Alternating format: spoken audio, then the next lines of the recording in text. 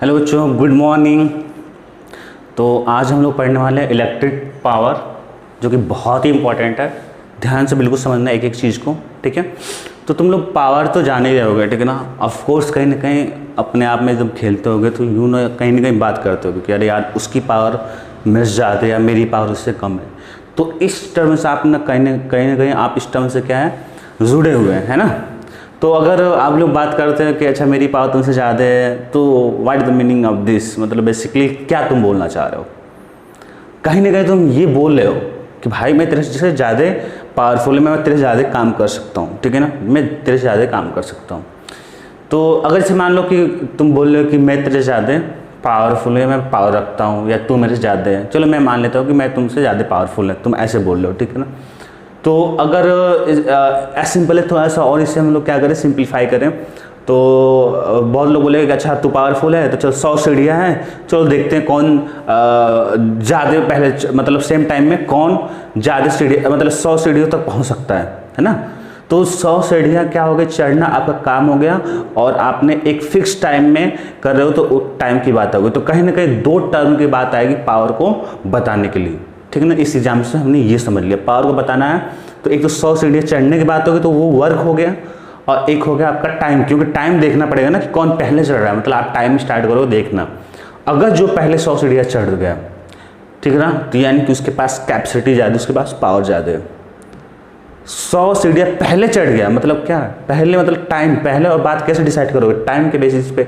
तो इस पावर को डिफाइन करने के लिए हमें दो टर्म्स की रिक्वायरमेंट ऑफकोर्स होने वाली है। बाय दिस एग्जाम्पल हमने डेली लाइफ में अपन जो बोलते हैं उसी को मैंने डिकोड कर दिया कि हाँ ये इस जो आप शब्द को यूज कर रहे हैं, इस सेंटेंस को यूज कर रहे हो, तो इसमें इतनी सी बात होने वाली है, ठीक ना। तो जो बंदा 100 सीढ़ियाँ पहले चढ़ गया, जिससे कर रहे हो आप, तो उसका पावर क्या हो गया, ज़्यादा हो गया, क्योंकि कम टाइम में उसने ज़्यादा काम कर दिया, उतना ही कम कर दिया। या ऐसे बोल सकते हो, अगर तुम टाइम फिक्स कर दो, अगर टाइम फिक्स कर लो, बेहतर ऐसे रहेगा, तुम टाइम फिक्स दो कि चलो मैं मोबाइल लेते हैं और स्टॉप वॉच स्टार्ट करते अपन, और देखते हैं कि 1 मिनट में, जैसे 1 मिनट होगा 60 सेकंड अपन रोक देंगे, देखते कौन कितनी सीढ़ियाँ चढ़ रहा है। तो अगर 1 मिनट में 2 लोग हैं, ठीक है ना, अगर 1 मिनट में जैसे कि 2 लोग हैं, मान लो कि ये आपका एक ए है और ये आपका क्या है, बी है, और एकदम टाइम आपका फिक्स है भाई कि 60 मिनट है आपका, ठीक है ना। अपन ने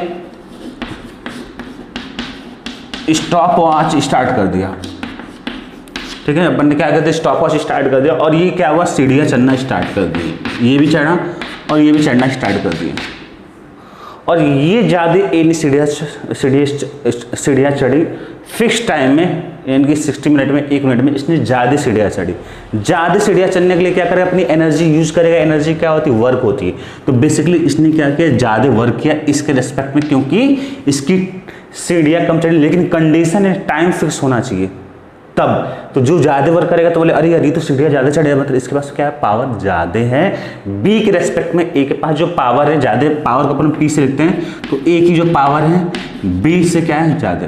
अच्छा, इस पावर को डिफाइन करने के लिए इस जो अपन यूज किए, तो हमें दो टर्म की यूज मैंने किया कि जो सीढ़ियाँ चढ़ा टाइम के मैंने कर दिया, चलो मैंने टाइम को फिक्स कर दिया, एक टाइम हो गया, ठीक है ना, एक टाइम हो गया, और क्या होगा आपका, तुमने वर्क यूज किया तो तुम्हारा क्या हो गया, वर्क हो गया। यही चीज आपका पावर कहलाता है बच्चों की। पावर जो होता है बच्चों, वो क्या होता है, work done per unit time होता है। वो तुम्हें डेफिनेशन तो बनाना समझ में आ गया है, पर यूनिट टाइम बोलो या रेट ऑफ डूइंग वर्क।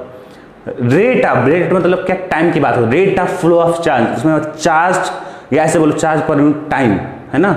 उसमें भी क्या होता है, Q/T होता है, जहाँ पे टाइम से डिवाइड होगा उसे अपन रेट बोलेंगे, या पर यूनिट टाइम। तुम दोनों तरह से डेफिनेशन बना सकते हो, तो बोलोगे कि रेट ऑफ डूइंग वर्क या वर्क पर यूनिट टाइम।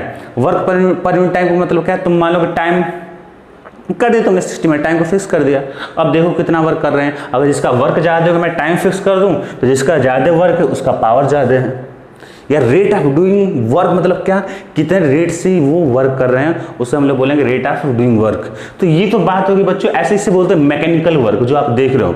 लेकिन आप तो ऐसे तो होता नहीं है मोबाइल वगैरह में कि आप पर्सनल्स में हैं और आप कंपेयर करो, ऐसा तो होता नहीं है। तो उसमें क्या होता है बच्चों, वो आपकी वर्क होता है जो आपका इलेक्ट्रिक वर्क बोलते हैं, उसे हम लोग कौन सा वर्क बोलेंगे, ये मैकेनिकल वर्क होगा।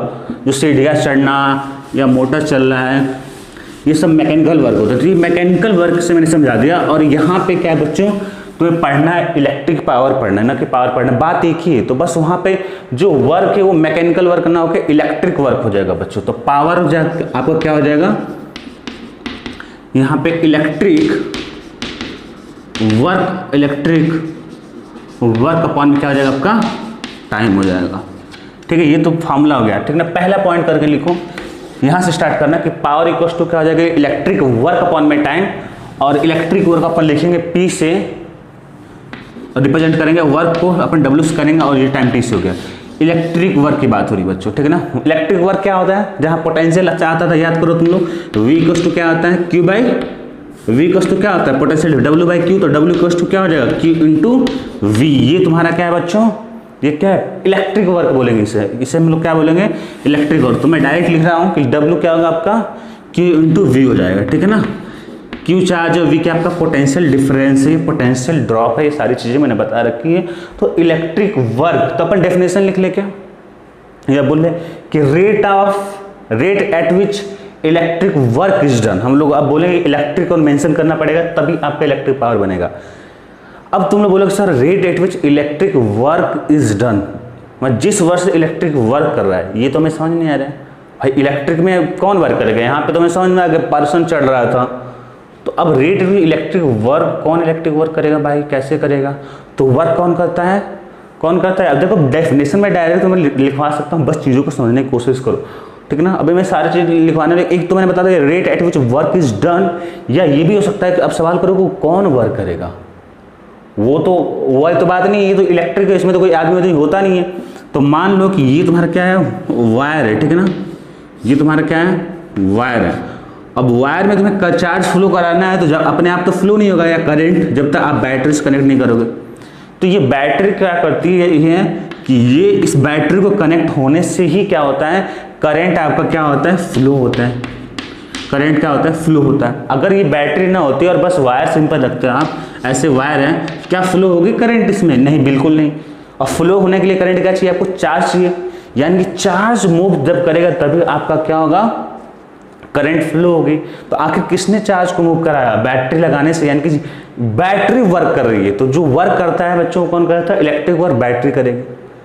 ठीक है, उसे हम लोग करेंगे। लेकिन अब तुम लोग देखते क्या हो कि अब ये कि अगर मैं कंजर्वेशन ऑफ एनर्जी लगाऊँ तो ये इलेक्ट्रिक वर्क जाएगा कहाँ, है ना। कंजर्वेशन ऑफ एनर्जी क्या होती है, तुम लोग 9th पढ़ोगे कि ना तो एनर्जी क्रिएट होती है ना तो डिस्ट्रॉय होती है ना, ना तो एनर्जी क्रिएट होती है। तो इसने इलेक्ट्रिक वर्क किया तो इसको किसने कोई तो यूज करेगा, वो यूज करेगा आपका इलेक्ट्रिक एप्लियंस। इलेक्ट्रिक एप्लियंस वो चीज़ होता है लाइक मेरे फैन हो गई, लाइक ट्यूब हो गई, मेरी बल्ब हो गई, है ना। तो ये जो इलेक्ट्रिक वर्क को क्या करते हैं ये लोग यूज करते हैं, जैसे उन्होंने क्या किया लाइट एनर्जी में कन्वर्ट कर दिया। जैसे मान लो तुम्हारा बल्ब है, अब क्या होगा करंट फ्लो होगी, इलेक्ट्रिक वर्क तुमने किया W into Q into V, और ये चला जाएगा, कौन ले लेगा, जैसे बल्ब है, जैसे प्रेस है तो प्रेस में चला गया, प्रेस कैसे उसको क्या करेगी, इस इलेक्ट्रिक वर्क को कंज्यूम करेगी, ठीक है ना। कंज्यूम कैसे करेगी, वो अपना टेम्परेचर इंक्रीज करेगी। या तुमने देखा होगा हीटर होता है, क्यों हीट होता है भाई, लाल हो जाता है बिल्कुल ही, है ना। उससे बोलेंगे इलेक्ट्रिक एनर्जी कंज्यूम हो रही है, खत्म हो रही है ना, यूज कर रही हो, इलेक्ट्रिक एनर्जी कंज्यूम कर रही, कहाँ से आई होगी, सवाल ये कहाँ से वो आई होगी, तो तुम्हें पता चलेगा इलेक्ट्रिक वर्क इसने किया है वर्क। तो अपन बोल सकते हैं कि जो इलेक्ट्रिक वर्क वो हो रहा है ना, वही ये जो कर रहा है बैटरी, वो इलेक्ट्रिक वर्क क्या हो रहा है कंज्यूम हो रहा है, यूज किया जा रहा है। कौन यूज कर रहा है भाई, इलेक्ट्रिक अप्लायंस बोलेंगे। इलेक्ट्रिक अप्लायंस मतलब सब कुछ हो गया, बल्ब है तो वो भी अपना क्या करे इमिट कर रहा है एनर्जी, हीटर है तो वो भी क्या हो गया रेड हो गया बिल्कुल टंगस्टन का। तो ये चीज़ें तो बेहतरीन बहुत जगह आपको डेफिनेशन मिल जाएगा rate at which work is done, या बस इतना ही हो जाएगा। लेकिन बेहतरीन एग्जाम्पल आपका सेट इस तरह होगा पावर का कि रेट ऑफ डूइंग वर्क, तो सही है, ऐसे बोल सकते हैं कि rate at which electric work is done, या ऐसे बोल सकते हैं कि rate at which electric work is consume. ठीक है ना, तब जाके बच्चों आपकी क्या होगी अच्छी आपकी एग्जाम्पल सेट होने वाली है। ठीक है ना, तो आप लोग डेफिनेशन लिख लो कि डेफिनेशन यहाँ पे कि रेट एट विच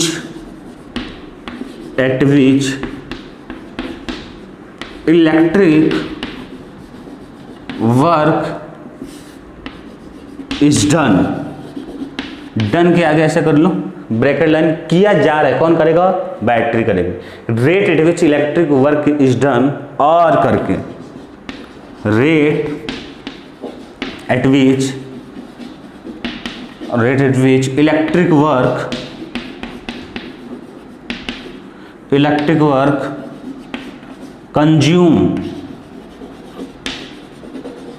कंज्यूम के नीचे अंडरलाइन, मतलब इलेक्ट्रिक वर्क यहाँ पे कंज्यूम हो रहा है, वहां पे क्या इलेक्ट्रिक वर्क क्या किया जा रहा है, कौन करेगा? बैटरी। इलेक्ट्रिक वर्क कंज्यूम करेगा, लाइक प्रेस बल्ब हो गया, तो rate at which electric work is consume is known as electric power, ठीक है ना? इज कंज्यूम कर लो, इज कंज्यूम डैश लिखो, is known as electric power, ठीक है बच्चों?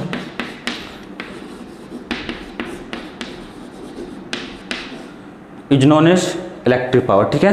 तो आप लोग यहां तक लिख लो। यहां तक लिखने के बाद कि rate at which electric work is done, आपको समझ में आ गया? बैटरी वर्क करेगी और उसी बैटरी वर्क, वो जो वर्क है कौन यूज करेगा? इलेक्ट्रिक अप्लियंस, मतलब अप्लियंस समझते हो ना? डिवाइस, इलेक्ट्रिक डिवाइस, मिट नहीं रहा है ढंग से।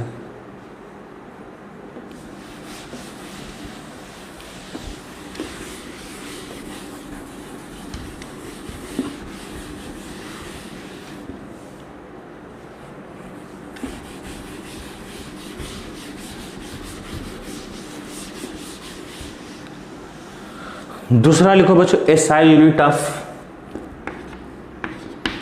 दूसरा point SI unit of power, ठीक है? पावर का तुमने फॉर्मूला लिखा बच्चों क्या? P इक्वल्स टू W/T, यही होता है ना? W का बच्चों क्या यूनिट होता है अपना? जूल होता है वर्क डन का, और टाइम का क्या होता है? सेकंड होता है। तो पावर का जो यूनिट होगा अपन बोलेंगे जूल पर सेकंड, या इसी जूल पर सेकंड को अपन बोलते हैं वाट बोलते हैं। क्या बोलते हैं इसे? इसी जूल पर सेकंड को बराबर लिखना सही नहीं होगा, इसी जूल पर सेकंड को हम लोग क्या बोलते हैं बच्चों? वाट बोलते हैं। ऐसे लिख लो ब्रैकेट में, इसी को हम लोग क्या बोलेंगे? वाट लिखेंगे ऐसे, WATT। And what is represented by, अक्सर हम लोग इसको वाट को किससे लिखते हैं? W से। What is represented by capital W, ठीक है ना? तो पावर का जो यूनिट हो जाएगा बच्चों जूल पर सेकंड, पर अक्सर कोई जूल पर सेकंड नहीं बोलता, सीधे बोलता है पावर का जो यूनिट होता है आपका वाट होगा। और जब लिखोगे तुम तो W लिखोगे। लाइक अगर मैं बोलूं कि 20 वाट, एग्जांपल के लिए मैं बोलूं तो 20 वाट, तो मैं 20 कैपिटल W कर दूंगा, खत्म कहानी। WATT लिखने की जरूरत नहीं है। 100 वाट हो गया, ठीक है? अच्छा, ये क्या होता है? जैसे कि और भी चीज़ें होती हैं कि लाइक 1 किलोवाट, किलो को के लिखेंगे, W को कैपिटल W लिख देंगे तो 1 किलोवाट हो जाएगा। किलो का मतलब क्या होता है बच्चों? 1000, तो अपन लिखेंगे 1000 वाट। 1 किलोवाट इक्वल्स टू क्या हो गया? 1000 वाट हो गया, ठीक है? अच्छा, अगर यहां से तुम क्या 1 वाट का डेफिनेशन बना सकते हो? 1 वाट का डेफिनेशन ऑफ 1 वाट, अगर मैं बोलूं definition of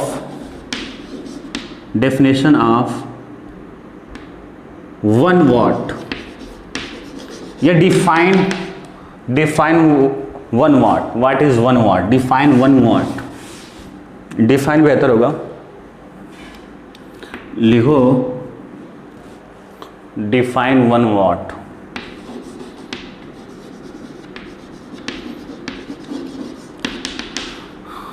डिफाइन 1 वाट, तो तुम लोग बोलो, देखो कैसे डिफाइन करेंगे। यहाँ पे देखो कि P इक्वल्स टू क्या हो गया? W/T। पावर का यूनिट क्या बच्चों? वाट है, और W, तो एक काम करो तुम लोग, इफ लिखो, इफ T इक्वल्स टू, अच्छा हाँ, 1 वाट कब बनेगा? P इक्वल्स टू 1 कब बनेगा? पावर बाई 1 वाट कब बनेगा? जब ये 1/1 बन जाए, न्यूमरेटर भी 1 हो जाए और डिनोमिनेटर भी 1 बन जाए, तो 1/1 क्या हो जाएगा? 1 हो जाएगा, क्योंकि P की वैल्यू 1 आ जाएगी। P की वैल्यू क्या? पावर को लिखते हैं 1 वाट बोल देंगे। तो यानी कि 1 वाट बनाने के लिए मेरे को मानना पड़ेगा, इफ लिख दो कि टाइम क्या बच्चों? 1 सेकेंड हो, और W वर्कडन क्या बच्चों? वर्कडन क्या लिखें? 1 जूल ले लें। तो अब क्या होगा, पावर देख लो आप क्या हो जाएगा, पावर हो जाएगा W की वैल्यू 1 जूल और बाई 1 यानी कि जूल पर सेकेंड हो गया, है ना। तो ये 1/1 क्या हो जाएगा, 1 हो जाएगा, जूल पर सेकेंड मेरा क्या होगा 1 वाट हो गया। तो लेकिन ये P = 1 वाट कब आया, जब आपकी कंडीशन ये इफ मतलब होता है कंडीशन, यानी कि पावर जब 1 वाट क्या है बच्चों, 1 वाट क्या है, पावर ही है, पर कैसा पावर है बच्चों, अगर 1 सेकेंड में 1 जूल वर्क किया जाए, ठीक है ना, 1 सेकेंड में अगर 1 जूल वर्क किया जाए तब जो आपकी पावर की वैल्यू होगी 1 वाट होगी, है ना।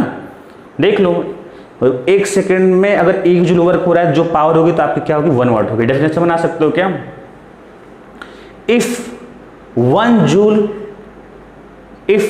Joule electric work is done in 1 second then value of power will be 1 watt, ठीक है ना। कुछ भी बना सकते हो, है ना, कि if 1 joule of electric work is done in 1 second then power is known as 1 watt, ऐसे बना लो, ठीक है। Then power is known as 1 watt. तो मैं यहाँ पे लिख देता हूँ कि आपकी डेफिनेशन यहाँ पे क्या हो जाएगी, बना दो वहाँ से, if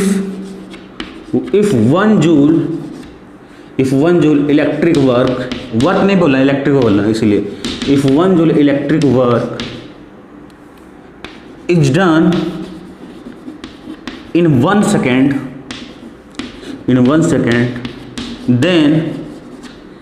then power is known as, तब आपकी जो पावर की वैल्यू आएगी, then power is known as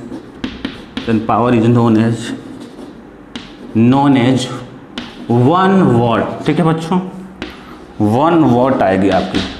if 1 joule electric work is done, if 1 joule electric work, देखो यहाँ देखो, if 1 joule work is done in 1 second then value of power is known as 1 watt, ठीक है ना।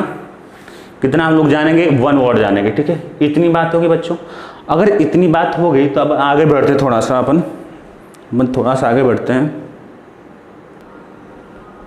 हाँ तो बच्चों मैंने दूसरा पॉइंट देख लिया आपका कि SI यूनिट क्या हो गया और इलेक्ट्रिक पावर अपना क्या हो गया, मतलब 1 वाट की डेफिनेशन हो गई। तीसरा पॉइंट लिखो आप, तीसरा पॉइंट,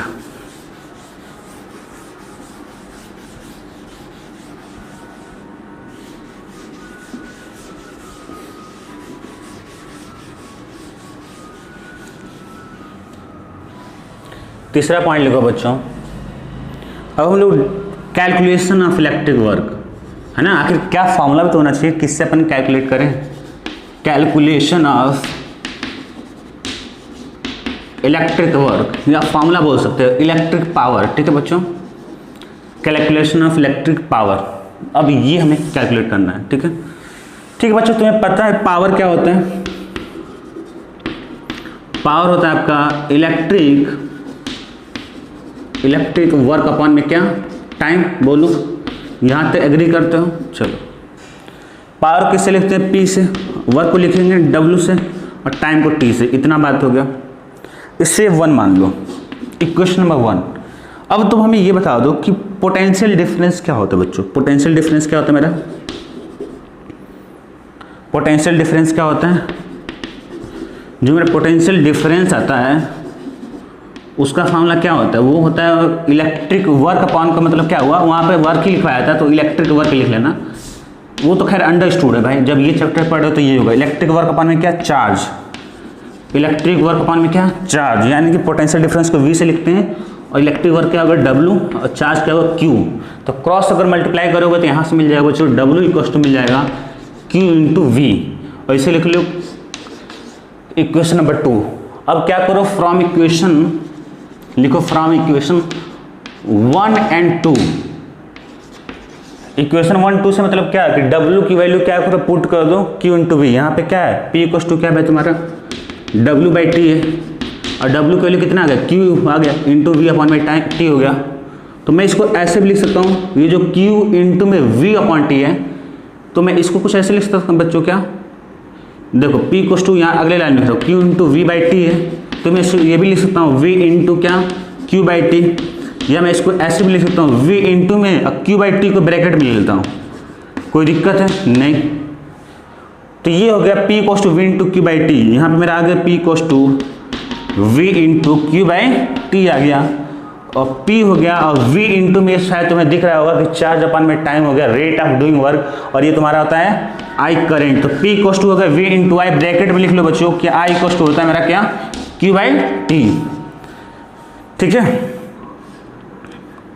तो ये बच्चों मेरे को मिल गया कि जो पावर होता है बच्चों वो हो गया मेरे पास P इंटू वी, ये मैंने डिराइव कर दिया P इंटू वी इंटू आई। कैसे मैंने डिराइव किया भाई, मेरे पास फार्मूला है P equal W by T, यहाँ पर देख लो W को मैं लिख सकता हूँ Q into V, value put किया Q बाई टी को मैं लिख दिया I, तो यहाँ से मिल गया जो पावर है V इंटू आई, यानी power is the product of potential difference and the charge and the current. तो ये मेरे पास पावर का फॉर्मूला आ गया बच्चों कि P इक्वल टू, ये भी एक फॉर्मूला है पर मेन फॉर्मूला आपका वो है, और सारे कई फॉर्मेट हैं इसके।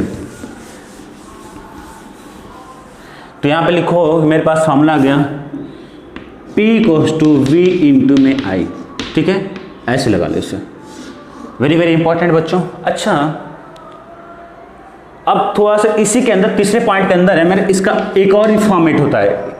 पावर का 3 फॉर्मूला होता है बच्चों, तो एक और फॉर्मेट होता है, लिख लो कि पावर हेडिंग नहीं, उसी में एक पॉइंट है, power in term of I and R, मतलब करंट और क्या, रजिस्टर के फॉर्म में या रेजिस्टेंस के फॉर्म में। तो देख लो कैसे करेंगे। देखो तुम्हारे पास पावर क्या है बच्चों, पावर तुम्हारे पास पोटेंशियल और चार्ज का मल्टीप्लिकेशन। देख लो जो पावर है वो तो क्या तुम्हारा पोटेंशियल डिफरेंस और चार्ज का क्या मल्टीप्लिकेशन है, और तुम्हें चाहिए power in term of I and R, यानी कि V को तुम्हें हटाना पड़ेगा, I तो रहना है, इसमें स्मॉल I करना है तो कर लो।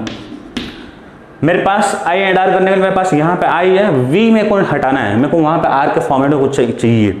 तो मैं लिख सकता हूँ बच्चों कि मेरे पास होता है कि यहाँ लिख लो कि V इक्वल टू क्या होता है मेरे पास, by the Ohm's law I into R होता है। तो मैं V की ये वैल्यू क्या करूँ, मैं यहाँ पुट कर सकता हूँ, ये वैल्यू क्या करूँ मैं यहाँ पे पुट कर सकता हूँ।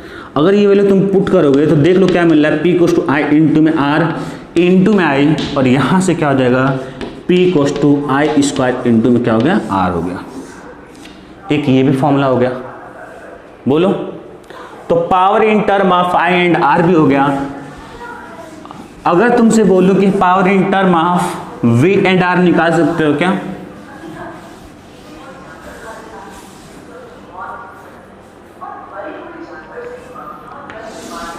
लिख low power in term of V and R।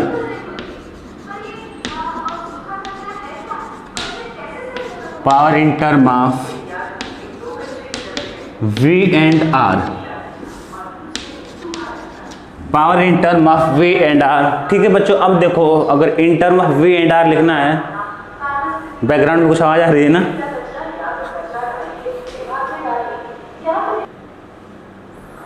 हाँ बच्चे तुम लोग कहाँ पे थे, power in term of V and R, वो कचड़ा वाला आया था सुबह सुबह तो आवाज़ आ रही थी तो मैंने पॉज कर दिया वीडियो।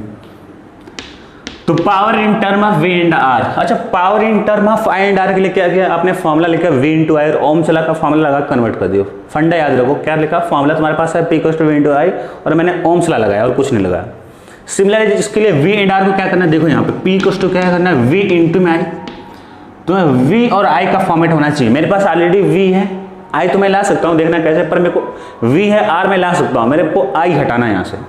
फिर मैं वही काम करूँगा। मेरे पास बच्चों पढ़ा है कि V इक्वल टू होता है I इंटू में R, तो मेरे को I चाहिए यहाँ से, तो मैं I लिख सकता हूँ क्या, V बाई R लिख सकता हूँ, बोलो। I equal to V by R लिख सकता हूँ। तो ये अब I की वैल्यू में क्या करूँगा, यहाँ पुट करूँगा तो देख लो क्या मिलेगा। तो मैं P equal to V into में I की वैल्यू हो जाएगा V बाई R, और यहाँ से मिल जाएगा बच्चों P equal to V square by R। P equal to क्या हो गया, V स्क्वायर बाई R हो गया। ठीक है, तो ये तुम्हारे पास बच्चों 3 फॉर्मूला आ गया कि एक तुम्हारे पास कौन आ गया, P equal to V into I, एक आ गया P equal to I square into R, और एक होगा P equal to V square by. तीनों याद होना चाहिए तभी आपके फॉर्मूले लगेगी, क्वेश्चन लगेगा, अदरवाइज आपका नहीं लगेगा। ठीक है, बात समझ में आई। तो ये तीनों फॉर्मूले आपको याद होने चाहिए। अच्छा, यहाँ से एक चीज़ देख रहे हो तुम कि अगर तुम्हारे पोटेंशियल डिफरेंस V को तुम क्या मान लो, कांस्टेंट मान लो, तुम्हारी जानकारी के लिए ये चीज़ है, V को तुम क्या कर लो, कांस्टेंट मान लो, तो तुम्हारा पावर क्या हो जाएगा, इनवर्सली प्रोपोर्शनल हो जाएगा बच्चों 1 बाई R के।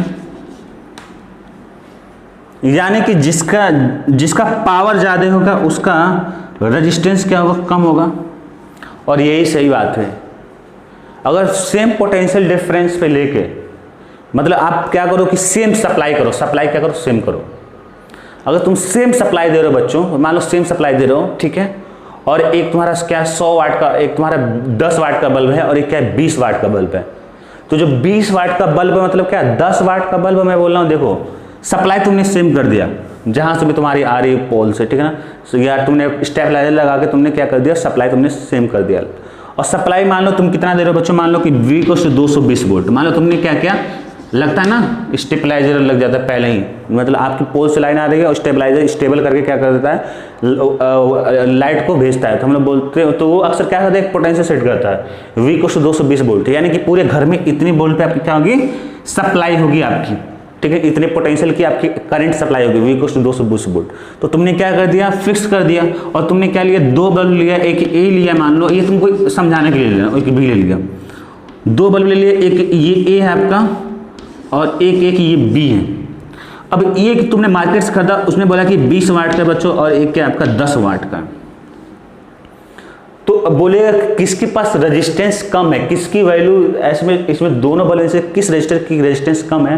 तुम लोग सीधे बोलना कि ये तो 220 वाट इसको भी दिया जा रहा है, इसको भी दिया जा रहा है, मतलब पोटेंशियल तो मैंने कर दिया, V को मैं कर दिया कांस्टेंट, यानी जिसका पावर ज़्यादा है 20 वाट है और इसका 10 वाट है, जिसका पावर ज़्यादा है उसका रेजिस्टेंस क्या होगा, कम होगा। कंडीशन याद रखना चाहिए बार बार, कांस्टेंट अगर वॉल्यूम होगा, कांस्टेंट आपका पोटेंशियल डिफरेंस होगा तभी होगा, अदरवाइज आप नहीं कर सकते। ठीक है बच्चों, तो ये अब लिख लो एक साथ सारे फॉर्मूलों को, सबको एक साथ लिख लो नीचे ब्रैकेट में करके, सब फॉर्मूला। पावर को लिखते हैं अपन P से, और ये होता है V इंटू में I, और एक होगा आपका V स्क्वायर बाई R, और एक हो जाएगा आपका I स्क्वायर इंटू में R। ये 3 फॉर्मूला आपको अच्छे तरीके से पता होना चाहिए, तब जाकर आपके न्यूमेरिकल्स लगेंगे और अपन न्यूमेरिकल्स भी देखेंगे। ठीक है बच्चों, चौथा पॉइंट आप लिख लो, 3 पॉइंट हो गया, ठीक है ना। चौथा पॉइंट आप लिख लो,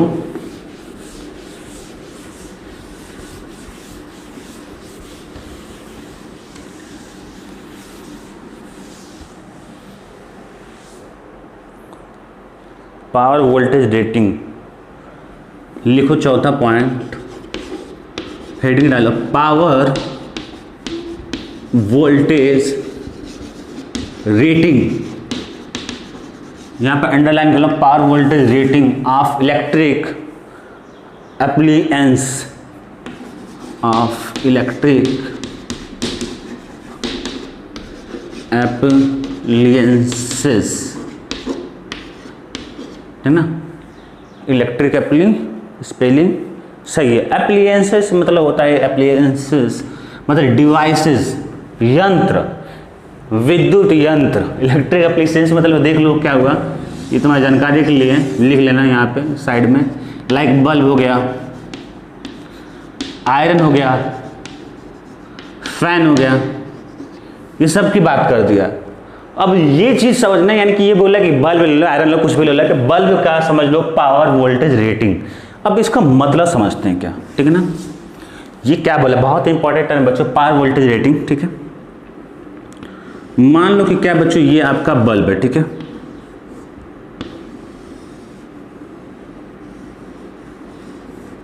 ना, ये क्या आपका बल्ब है। अगर बल्ब में मार्केट से खरीदना तो उसके देखना पैकेट में लिखा होगा आपका, ऐसे कुछ लिखा होगा 220 वोल्ट, और मैं 100 वाट का एग्जाम्पल लेता हूँ। पहले लिखा होगा 100 वोल्ट, 100 वाट, और ऐसे 220 वोल्ट, ऐसे लिखा होगा। ये अपने आप में मीनिंग रखता है बच्चों, ये अपने आप में क्या रखता है, मीनिंग रखता है। इसका मतलब तो एक चीज हमें समझ में आएगा, इसका मतलब ये हो गया कि पावर कितना है बच्चों, पावर क्या है 100 वाट, है ना, और 220 वोल्ट, यानी कि वोल्टेज कितना है मेरे पास 220 है वोल्ट है। V की वैल्यू क्या है 220 वोल्ट, और पावर क्या 100 वाट। इसका मतलब ये हुआ कि अगर इस बल्ब को 220 वोल्ट प्रोवाइड करते हो, कितना 220 वोल्ट, कंडीशन है 220 वोल्ट, तो वो 100 वाट को क्या करेगा, इलेक्ट्रिक पावर कंज्यूम करे। कंज्यूम मतलब हो गया, समझ रहे हो ना, इलेक्ट्रिक वर्क यूज करेगा किसके थ्रू, बैटरी के थ्रू। कंज्यूम जब कोई चीज करेगी, जब उसे यूज करो, लाइक वो इलेक्ट्रिक एनर्जी क्या करे, इमिट करे। ट्यूबलाइट मेरा क्या करे, कंज्यूम कर रहा है, फैन मेरी चल रही, कंज्यूम कर रही है, वो एनर्जी ले रही ना सप्लाई से, जो भी सप्लाई दे रहे हो आप, बैटरी दे रहे हो या आप पोल से आप क्या कर रहे हो, एनर्जी ले रहे हो आप, ठीक है ना, जहाँ से भी ले रहे हो, तो क्या करेगी वो, क्या करेगी अपनी, क्या करेगी कंज्यूम करेगी। तो मैं लिखूंगा, इसका मतलब हुआ मीनिंग ऑफ दिस, इसका मीनिंग क्या होने वाला ये बता रहा हूँ मैं, मीनिंग क्या होगा लिखो। इसका मतलब ये होगा कि if 220 volt is applied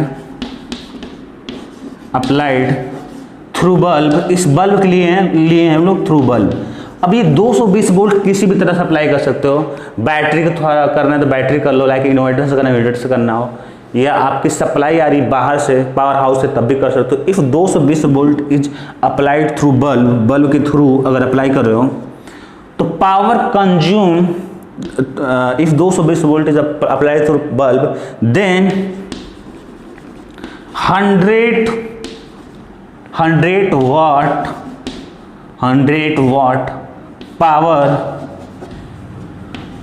consume, ठीक है। कंज्यूम मतलब क्या होगा, यूज करेगा वो। इसका मतलब कि if 220 volt is applied through, if 220 volt is applied through bulb, bulb के थ्रू अगर 220 वोल्ट अप्लाई करो तो देन 100 वाट का पावर कंज्यूम। यहां पे लिखो इफ 220 वोल्ट पोटेंशियल लिख लो यहां पे, if 220 volt potential apply through bulb then 100 watt power consume, ठीक है बच्चों। इसका मतलब आपका ये हुआ, ठीक है। अब power voltage rating of electric appliances हो गया। अब अपन करने वाले हैं कुछ न्यूमेरिकल्स। हमने एक एक चीजें समझ ली। अगर पहला न्यूमेरिकल्स अपन लिखने वाले हैं, ठीक है, मैं पहले सारे न्यूमेरिकल्स लिख देता हूं फिर अपन कर लेंगे। हाँ तो बच्चों आपके सामने इस बोर्ड पे क्वेश्चन लिखा है कि what will be the current drawn. Question लिखते जाओ, क्या पूछ रहा है, बोला करंट पूछ रहा है, what will be the current drawn when drawn by electric bulb, यानी कि बल्ब लिखो, यहाँ पे बल्ब बना दो, जो जो बोले अपन कर लेते हैं ना, बल्ब, ठीक है, ये हो गया मेरा bulb. What will the current drawn by electric bulb of 40 वाट। 40 वाट का मतलब क्या होता है, पावर होता है ना बच्चों, 40 वाट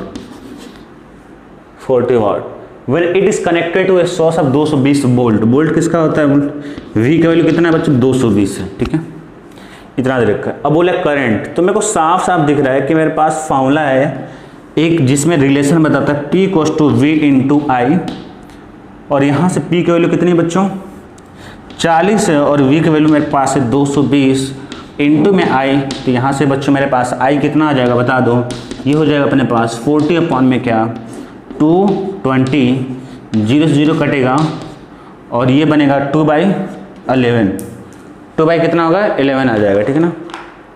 और इससे हम लोग बस ऐसे नहीं लिखेंगे, अपन लिखेंगे 2/11 एम्पियर लिखेंगे, ठीक है, 2/11 एम्पियर यूनिट लिखना पड़ेगा। मतलब इसका मतलब क्या बोल रहा है कि एक बल्ब है, अगर इसको आप क्या करो, किसी भी बैटरी ले ला तो बैटरी लेना ले लो, अगर 220 वोल्ट का अपन बैटरी से प्रोवाइड करें तो इससे कितनी करंट फ्लो होगी ये पूछ रहा था, और मैंने करंट की वैल्यू निकाल लिया, कितनी होगी 2/11 एम्पियर होगी। एक और अच्छा सा क्वेश्चन कर लेते हैं, ये आपका लास्ट क्वेश्चन होगा। सामने आपका क्वेश्चन है बच्चों ब्लैक बोर्ड, ठीक है।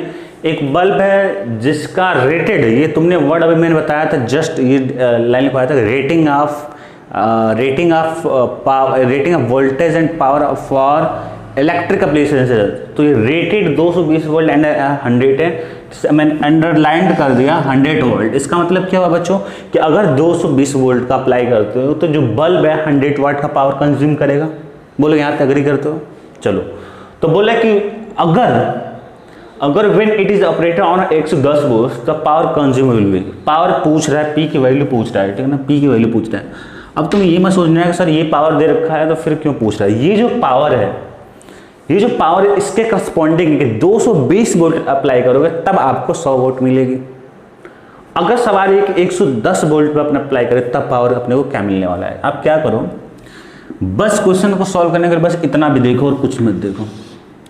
तो मेरे पास क्या है बच्चों, जो दे रखा है वहां से कि मेरे पास पावर दिख रहा है 100 वाट और 220 वोल्ट क्या रेटेड है। तो मैं अगर यहाँ से फॉर्मूला मेरे को पता है कि P = होता है V²/R, मैंने क्यों लिया, क्योंकि मेरे पास पावर और वोल्टेज दे रखा है। तो मैं यहाँ से क्या लिख सकता हूँ कि R = V² लिख सकता हूँ। ये स्टेप फर्स्ट मान लो, ऐसे क्वेश्चन जब भी आप करेगा तो ऐसे लगाना, स्टेप फर्स्ट। जब रेटेड कर दिया जाए, कुछ ऐसे सेंटेंस है रेटेड पावर या रेटेड समथिंग, तो R = V², V कितना है भाई, V वाला V नहीं लिखना है, वो वाला V, क्योंकि ये जो पावर है इसके करस्पॉन्डिंग है, ये जो पावर है इसके करस्पॉन्डिंग है इस V के। तो V कितना है भाई, 220 का स्क्वायर मतलब क्या, 220 × 10, 220 अपॉन में कितना हो जाएगा 100, और ये कट गया। तो यहाँ से जो R की वैल्यू कितना आ जाएगी बच्चों, R की वैल्यू यहाँ से आ गई 22 दूनी 44 के 4 हासिल 4, 22 दूनी 44 4 48, यानी कि 484 ओम। R की वैल्यू हो गई बच्चों 484 ओम हो गया बच्चों, इतना आपका हो गया। अब आती बात स्टेप सेकंड की, आपके पास रेजिस्टेंस आ चुका है। अब देखो स्टेप सेकंड में, अब यहाँ पे क्या बच्चों, पावर पूछना है, पावर पूछ रहा है और वोल्टेज दे रखा है कितना मेरे पास 110 वोल्ट, 110 वोल्ट। तो मेरे पास तुरंत मैं फॉर्मूला लगाऊंगा बच्चों, कौन सा, कि power in the term of voltage and register. तो मेरे पास P = होता है V²/R। तो V की वैल्यू कितने बच्चों, 110 का स्क्वायर मतलब क्या है, 110 × 110 लिख सकता हूँ। और R की वैल्यू कितने बच्चों, 484 है, 484। अगर यहाँ से सॉल्व करते हो तो यहाँ से 11 से काटोगे तो 11 चौके 44 और फिर 4 11 चौके 44, 1 0 यहाँ पे, मतलब क्या हुआ 10 बार। फिर 11 से काटो यहाँ पे तो ये 10 हो जाएगा, 11 चौके 44, यानी कि P कितने आ गए बच्चों 100/4, यानी कि 25 चौके 25 वाट। इसका आंसर कितना आ गया बच्चों, 25 वाट आ गया। ठीक है, ओके। तो ये यहाँ पर आपका आंसर आ गया कि जो पावर होगा बच्चों 25 वाट होगा। अब अगले टॉपिक में अपन देखेंगे कुछ अलग टॉपिक, किलोवाट आवर। ठीक है ना, अब यहीं पे ख़त्म करते हैं, काफ़ी वीडियो आपको लंबा हो गया। ओके बच्चों, थैंक यू।